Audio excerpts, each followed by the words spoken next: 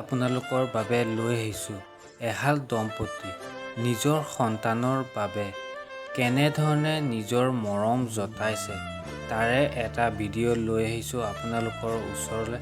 ভিডিঅ'টো চাই নিজৰ মতামত জনাবলৈ নাপাহৰিব। এয়াই হ'ল মাক বাপেকৰ মৰম নিজৰ সন্তানৰ প্ৰতি। চাওকচোন বাৰু কেনেধৰণে হস্পিটেলত ঢপলিয়াই ফুৰিছে ইফালৰ পৰা সিফাল নিজৰ সন্তানৰ প্ৰাণ বচাবৰ কাৰণে। কিয়নো উশাহ লোৱাত বহুতো কষ্ট পাই আছিলে, সেই সময়ত তেওঁলোক এনেধৰণে ঢপলিয়াই ফুৰিছে নিজৰ সন্তানটো প্ৰাণ বচাবৰ কাৰণে। আপোনালোকে ভাবিব পাৰে আচলতে মাক বাপেকৰ অবিহনে আৰু কোনো নাই পৃথিৱীত জগতত।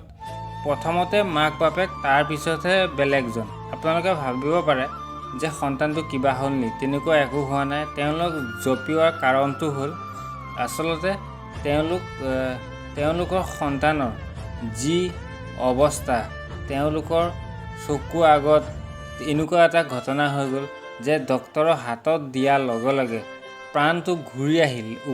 যিজনী ছোৱালীয়ে উশাহ ল'ব নোৱাৰা হৈছিলে, সেই সময়ত তেওঁৰ উশাহটো ঘূৰি আহে।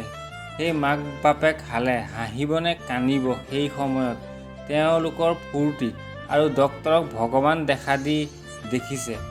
আচলতে এনেকুৱা এটা ঘটনা বহু পুৰণি ঘটনা, তথাপিও মই ভিডিঅ'ৰ মাধ্যমেৰে আপোনালোকক দেখুৱাইছোঁ মাক বাপেকৰ আচলতে মৰম কেনেকুৱা। এয়াই হ'ল মাক বাপেকৰ মৰম। হাঁহিবনে কান্দিব কোনো উপায় নাই তেওঁলোকৰ হাতত। ডক্তৰে একমাত্ৰ উপায়। ডক্তৰে তেওঁ জীয়েকৰ প্ৰাণ বচালে। এয়াই মৰম, এয়াই চেনেহ, এয়াই হ'ল নিজৰ সন্তানৰ প্ৰতি নিজৰ মাক বাপেকৰ মৰম। আচলতে মাক বাপেকৰ অবিহনে পৃথিৱীত আৰু কোনো নাই। আপোনজন প্ৰথমতে হ'ল নিজৰ মাক বাপেক। কিয়নো মাক বাপেকে আপোন। দুখে সুখে মাক বাপেকে প্ৰথমতে নিজৰ সন্তানৰ প্ৰতি মৰম উপচাই দিয়ে, নিজৰ হিয়া উপচাই দিয়ে নিজৰ মাক বাপেকে। এই ভিডিঅ'টোৰ মাধ্যমে আপোনালোকে দেখিবলৈ পাইছে, চকু পানী বৈ আহে এনেকুৱা দৃশ্য দেখিলে।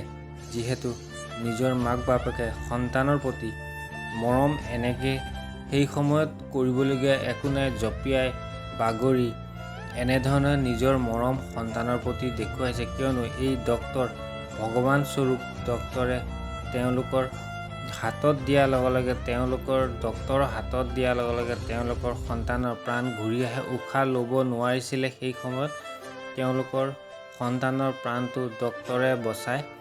আৰু এনেধৰণে তেওঁলোকে বাগৰি নিজৰ মৰম এনেজনে জতাই ডক্তৰক চুমা তুমা খাই নিজৰ